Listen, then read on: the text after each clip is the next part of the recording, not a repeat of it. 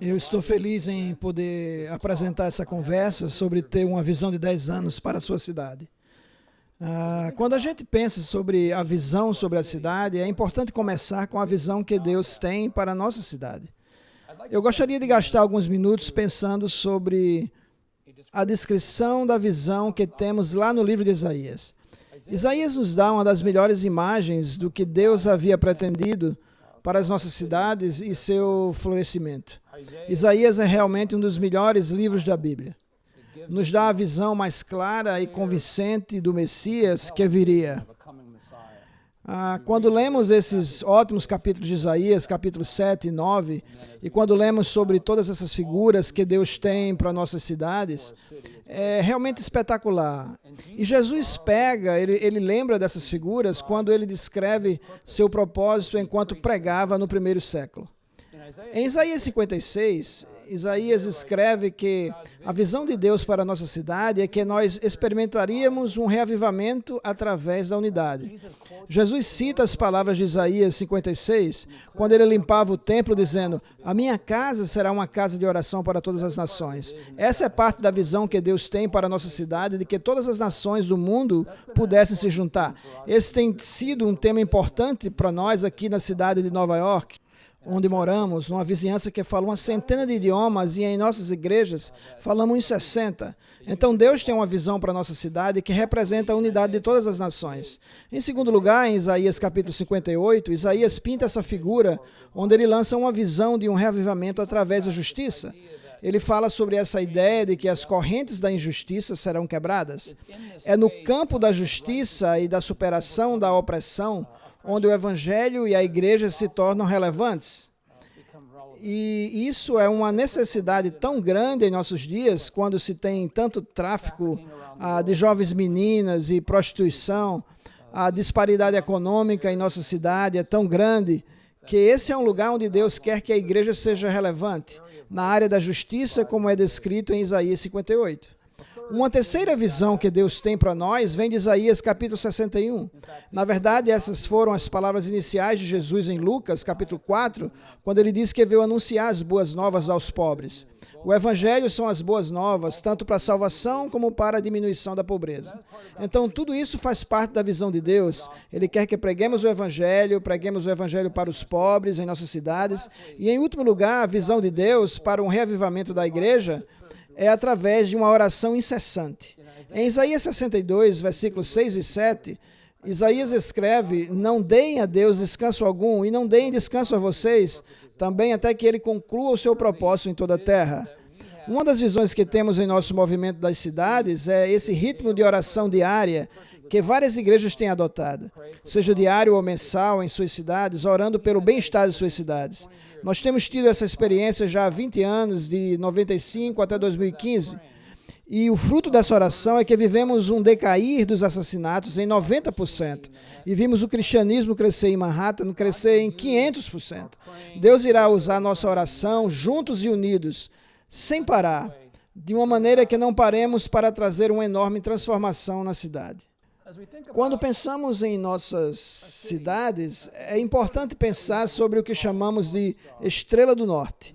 E é claro que você pode pensar: o que é a Estrela do Norte na sua cidade? E se há uma coisa que Deus pode fazer nos próximos 10 anos, o que seria isso?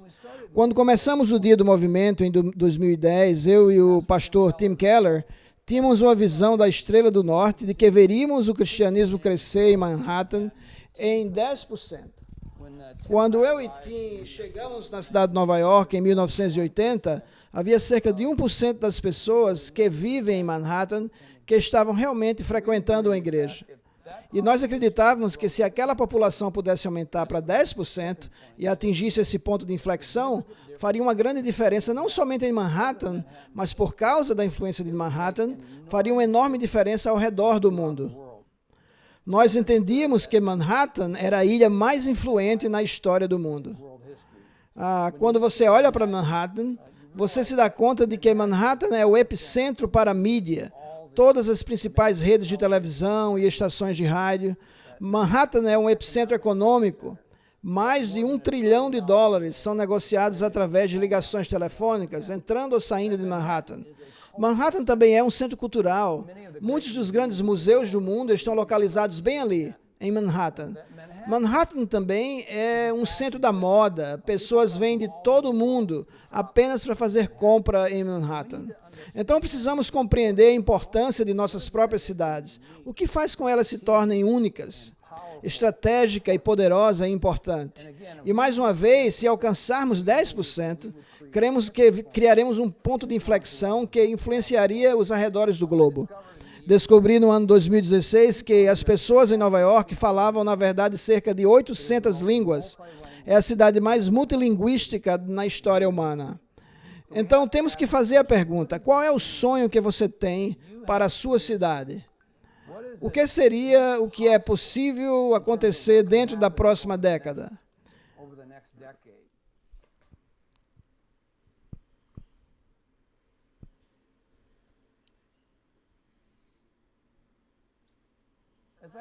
Pensando na cidade de Nova York, um bom lugar para começar a compreender o sonho para suas cidades é entender a história da sua cidade.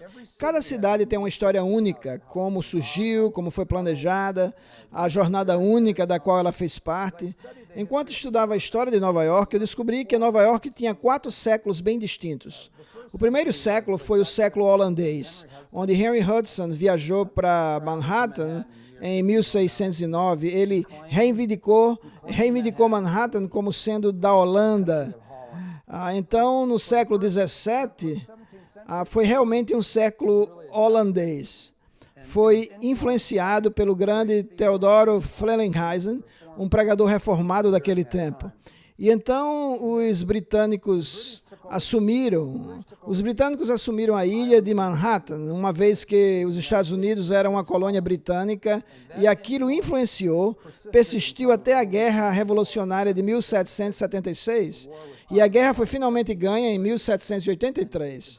Os britânicos perderam o controle da cidade de Nova York, e até aquela época a cidade era bastante influenciada pela cultura britânica. E então, no século seguinte, algo bem interessante aconteceu. Nós começamos a ver uma grande migração vinda do leste e sudeste europeus. Enquanto a Ilha Ellis estava se tornando acessível, através da Ilha Ellis se tornar acessível, muitos imigrantes vieram da Itália, vieram de diferentes partes da Europa, e a cidade de Nova York deixou de ser protestante para ser uma cidade católico-judaica. Nova York é hoje a segunda maior cidade judaica no mundo depois de Tel Aviv. Então, em 1966, houve uma legislação, uma parte da legislação chamada de Ato de Imigração, que abriu as portas para pessoas virem para os Estados Unidos da África, da América Latina, da Ásia. Então, nós entramos com tudo no século internacional de Nova York. Nova York se tornou a cidade mais internacional na história da humanidade. E, como já mencionei antes, se tornou o epicentro financeiro, midiático, artístico e da moda. Temos que responder a pergunta sobre nossa própria cidade. O que faz dela uma cidade única e influente? Quais foram os dons da graça comum que Deus deu à nossa cidade em termos de influência? Mas Nova York também se tornou um epicentro para reavivamento nos Estados Unidos. Cada século tem tido um movimento espiritual muito poderoso. Eu mencionei Theodor Frelinghuysen antes, e ele foi um grande pregador, com uma experiência reformada. Também tivemos pessoas como Jonathan Edwards e outros de sua geração que vieram e pregaram grandes reavivamentos. Em 1727, houve um grande reavivamento que veio da Alemanha, chamado de Movimento dos Morávios, e eles se comprometiam em orar todos os dias sem parar. Eles oraram por aproximadamente 100 anos, e muitos desses morávios, 300 deles, se tornaram missionários. E muitos desses missionários vieram para os Estados Unidos. Os Estados Unidos foram os beneficiados desse movimento morável no século XVIII. Jonathan Edwards, em 1747, escreveu um livro intitulado Uma Humilde Tentativa para uma Oração Constante. E ele falava sobre essa ideia de cristãos se juntando numa concordância explosiva de uma oração cheia de poder. Então, esse movimento de reavivamento movia-se para cima e para baixo na costa leste nos anos 1700 e no início dos anos 1800. Em 1857, houve um comerciante chamado Jeremiah Lanphier, e ele convidou 6 pessoas para virem orar no dia 23 de setembro de 1857. Os Estados Unidos estavam prestes a iniciar a guerra civil, havia alcoolismo, escravidão por toda parte. E enquanto ele juntava as pessoas para orar, Deus honrou aquela reunião de oração e cresceu para dezenas de milhares de pessoas orando todos os dias por um reavivamento em Nova York e através do país. E o reavivamento que começou em Nova York se espalhou para Boston, Filadélfia, chegou até Cleveland e se espalhou pelos Estados Unidos. E o reavivamento foi tão poderoso que em 2 anos, de uma população de 30 milhões de pessoas, 1 milhão de pessoas se converteu ao chamado o Grande Despertamento Evangélico Social, que começou em 1865 e foi até 1920. E o despertamento evangélico social foi usado por Deus para criar uma grande preocupação com os pobres. Foi desse movimento que grupos como o Evangelho da Salvação e outros surgiram. Eles se importavam com os pobres em grandes centros urbanos. Tudo isso estava acontecendo no final do século XIX e início do século XX. E o que nós temos visto nos últimos 30 anos na cidade de Nova York, temos visto milhares de igrejas se reunindo juntas, orando juntas e crendo que Deus irá fazer grandes coisas. E tudo isso tem feito parte de nossa história e nos informa do que cremos que Deus irá fazer nos próximos 10 anos. Outro princípio, quando a gente pensa num plano de 10 anos, é que podemos entender melhor aquilo que nós conhecemos. E é por isso que compreender a história da cidade é tão importante. Termos conhecimento do que Deus fez no passado e do que Ele pode fazer no futuro, na verdade, cremos que quanto mais nos importamos com o nosso passado, mais nos importaremos com o futuro. E é por isso que realmente queremos encorajar as pessoas a se tornarem especialistas nos assuntos de sua cidade, para assim poderem lançar a visão do que Deus quer que eles façam na próxima década.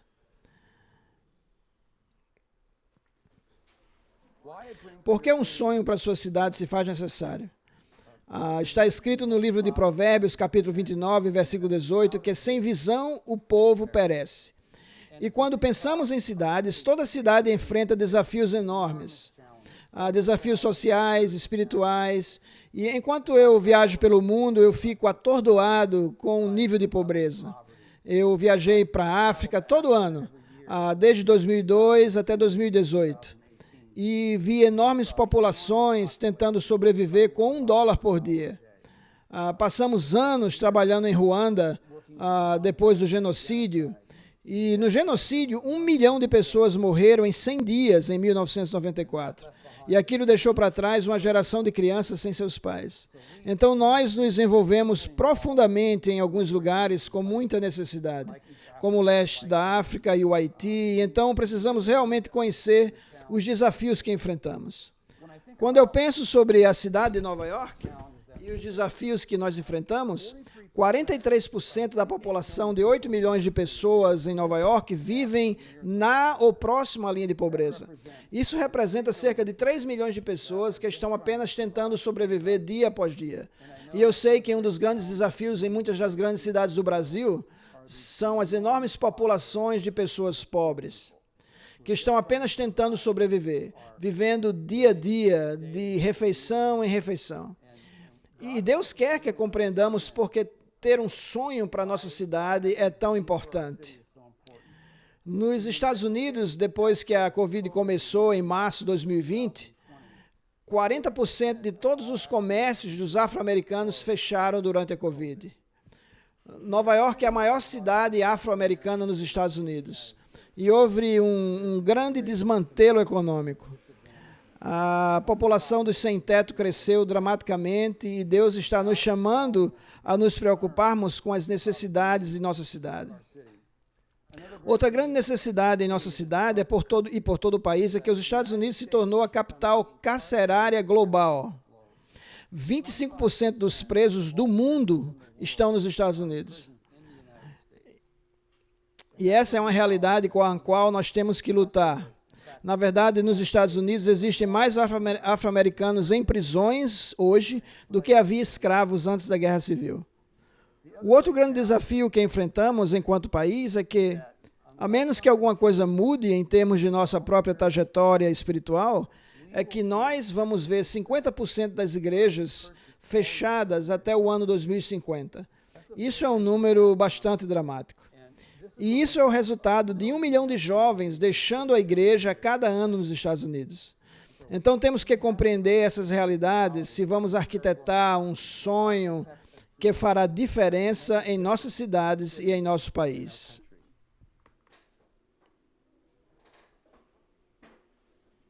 A pergunta então é, como você faz que o seu sonho se torne realidade num plano de 10 anos, ou como chamamos de plano de década?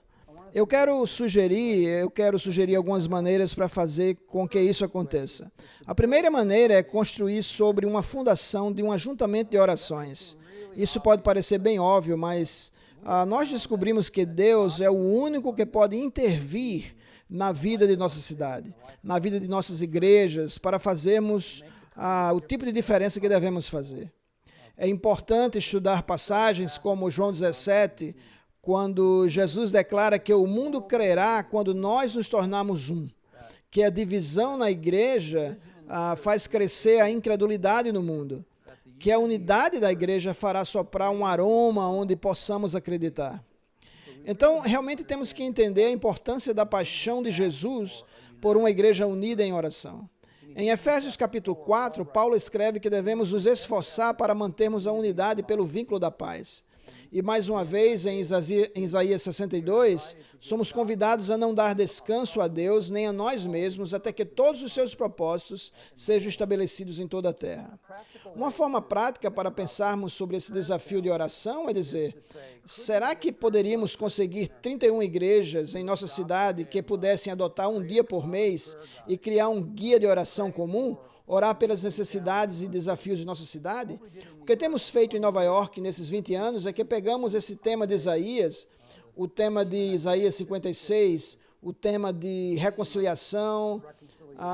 Em Isaías 58, oramos por esse tema de justiça, pelo fim da injustiça e em nossa cidade.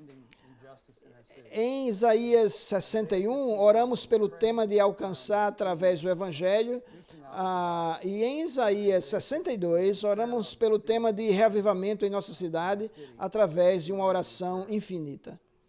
Um segundo passo em criar um plano de 10 anos é definir 3 a 5 áreas que são realmente importantes para a sua cidade. O trabalho que fizemos nos últimos anos sobre plantação de igreja, próxima geração, diminuição da pobreza, mobilizar pessoas nos mercados de trabalho e unidade em oração. A razão pela qual o plantio de igrejas é tão importante é porque igrejas que têm 10 anos para baixo são 10 vezes mais eficazes do que as 10 anos para cima em atrair novas pessoas. Então, plantar novas igrejas é realmente muito importante. A melhor organização com a qual trabalhamos em Nova York e em suas ações ao redor do mundo é a Redeemer City to City, e eles têm treinado 100 novos plantadores de igrejas somente dentro da cidade de Nova York. Eu sei que eles têm trabalhado no Brasil e sei que muitas igrejas foram plantadas como resultado de seu treinamento e investimento. Outra área de engajamento é a próxima geração. A razão pela qual é tão importante é que muitas pessoas fazem uma profissão de fé entre as idades de 15 e 20 anos. E temos que prestar muita atenção, com muito cuidado, com pessoas no ensino fundamental ou médio ou nos primeiros anos de faculdade.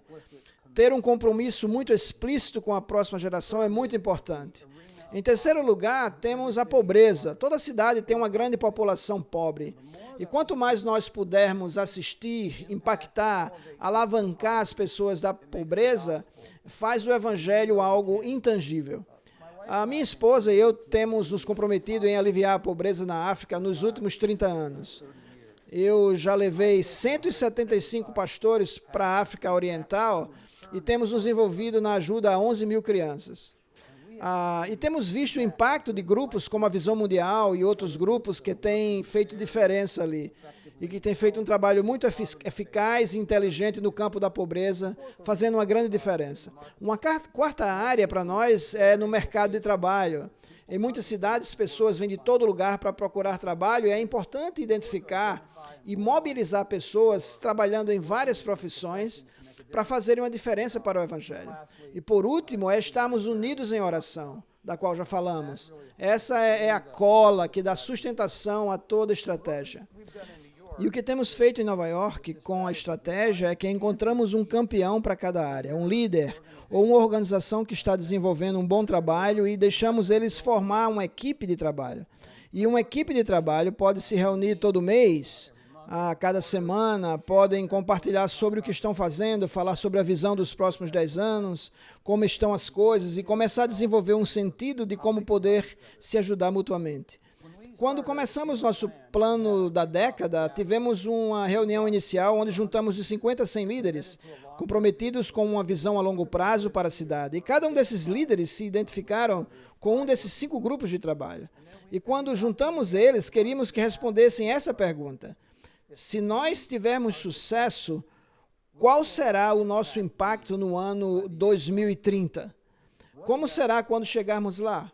E isso se torna a moldura para um plano de 10 anos para a cidade. A pergunta agora é, como estamos fazendo isso na cidade de Nova York? Há várias coisas que fazemos ao longo do ano. Uma é que nos reunimos para orar toda primeira quinta-feira e agora estamos fazendo isso pelo Zoom. E todo janeiro nós nos reunimos por 48 horas de oração num congresso de oração para pastores. Estamos fazendo isso por cerca de 30 anos. Juntamos de 200 a 300 líderes que se juntam de segunda a quarta. Isso fornece uma fundação bem importante para a oração. Em segundo lugar, nós temos um recurso bem atraente para as igrejas nos Estados Unidos e em Nova York. Um artigo que eu quero indicar para vocês é simplesmente chamado de A Grande Oportunidade. Mesmo tendo sido escrito de uma perspectiva americana, tem alguns dos temas que são verdades em todas as grandes cidades ao redor do mundo. Nós identificamos 5 campeões e esses são líderes que nós vamos juntar e vão construir suas equipes de trabalho. Esses campeões, eles criam seus grupos de trabalho com 6 a 10 pessoas cada.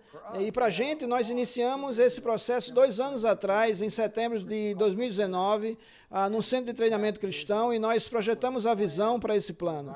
Convidamos pessoas para compartilhar seus pensamentos e capturamos a essência do que ouvimos. E em 2020, eu, na verdade, entrevistei 22 líderes para que eles contassem suas histórias e que estão no livro Uma Nova York Perturbada. Nosso plano é ter esse livro traduzido até o ano 2022 em português, para que as pessoas possam ler e ver como tudo aconteceu, e todos esses líderes trabalham com plantação de igreja, líderes de oração, trabalhando com a próxima geração e com a pobreza. Também fizemos um vídeo junto com o livro para contar a história. A contação de história é algo bem importante, se você pensar como é tudo isso. E todos os anos nós recolhemos dados para medir o nosso progresso. Queremos ter sempre um senso do tempo real, como estamos indo, como está o nosso progresso, quais são algumas das histórias de sucesso que nós ouvimos. Neste último ano, eu aprendi sobre uma organização que conseguiu juntar 50 mil pessoas orando pela cidade de Nova York. E era um novo grupo para mim. E foi animador ver como Deus estava trabalhando com aquele grupo. O nosso grupo principal se reúne todo mês para revisar e ajudar o nosso plano. Sabemos que o nosso plano só vai funcionar se formos capazes de medir o que Deus está fazendo e como as coisas estão, e tudo isso num ritmo contínuo. Nós também estamos treinando líderes em nosso programa do Dia do Movimento, em como criar esse plano da década. E isso pode ser uma boa oportunidade para aqueles de vocês que estejam interessados em aprender a como ajudar líderes de sua cidade e montarem esse plano para o bem-estar de sua cidade. Deixe-me encerrar com um rápido resumo do nosso plano. É um resumo de uma página. Nós cremos que até o ano 2030, que teremos 250 mil intercessores orando pela cidade de Nova York, enquanto continuamos a construir com nossos esforços. Nós cremos que veremos 200 mil novas pessoas na igreja como resultado das novas igrejas que foram plantadas. Cremos que teremos cerca de 2.000 igrejas plantadas com uma média de 100 pessoas em cada uma delas. E esses são plantadores de igrejas bem inovadores. Alguns estão se reunindo em lavanderias, alguns em escolas, alguns estão se reunindo online. Deus está levantando pessoas bem talentosas para começar novas igrejas. Um terceiro alvo é que queremos ver 275 mil jovens envolvidos com o Evangelho. Estamos trabalhando bem de perto com um grupo aqui nos Estados Unidos chamado Young Life. Eles são um grupo com visão a longo prazo, voltado para os jovens do ensino médio. E também temos parcerias com igrejas, organizações voltadas para o ensino médio. Uma das organizações é chamada de Thrive, Florescer. E eles trabalham com o sistema de escolas públicas e eles, na verdade, fazem murais nas paredes dessas escolas. Tem sido uma maneira bastante inovadora de alcançar esses jovens. O quarto alvo é assistir 250 mil pessoas que estão em estado de pobreza. Temos visto muitas missões e organizações sérias que estão trabalhando com a pobreza em Nova York e nos Estados Unidos. E temos visto um enorme impacto. E, em último lugar, queremos mobilizar 100 mil pessoas dentro do mercado de trabalho para se envolverem com a cidade dentro de suas profissões. Então, esse é o nosso plano da década e confiamos que Deus pode fazer muito mais do que podemos pedir ou imaginar, enquanto trabalhamos nesse plano e continuamos a orar e confiar em Deus quanto aos resultados em nosso tempo. Eu estou bastante feliz em estar com vocês e ansioso por ver tudo que Deus vai estar fazendo através das grandes cidades do Brasil.